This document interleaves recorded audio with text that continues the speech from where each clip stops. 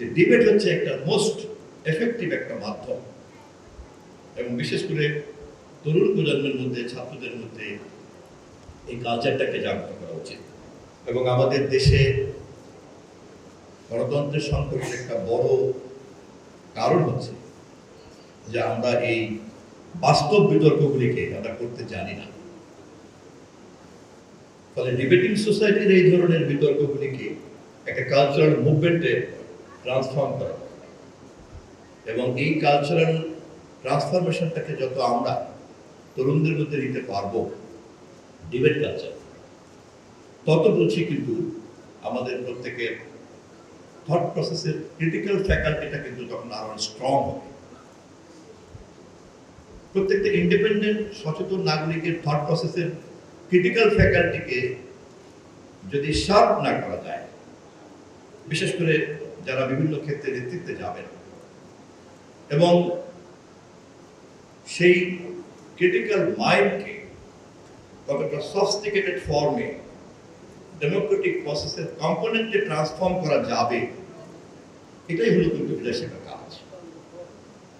সেটা একজন রাজনীতিবিদ হন, অথবা সেটা অর্থনীতি, সমাজ, বিজ্ঞান, শিক্ষা, যে এরিয়াতেই হোক না কেন, যেসব এরিয়াতেই যারাই নেতৃত্ব দেন না কেন, তাদেরকে এই প্রক্রিয়ার মধ্য দিয়ে কিন্তু সর্বোচ্চ উৎকৃষ্ট সমাধানটাকে বের করতে হয়।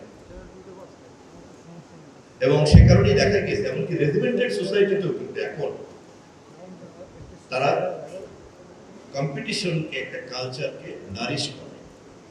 আমি কোন দেশের নাম বলতে চাই না, যারা আগে রেজিমেন্টেশন এমনভাবে প্র্যাকটিস করতেন, কোনো কম্পিটিশনকে অ্যালাউ করতেন না।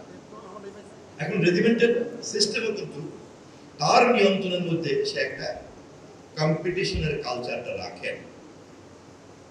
কারণ কম্পিটিটিভ না আসলে পরে, না থাকলে পরে, না চর্চা হলে পরে মানুষের যে ইনহারেন্ট ক্রিয়েটিভিটি, তার কিন্তু স্ফুরণ ঘটে না।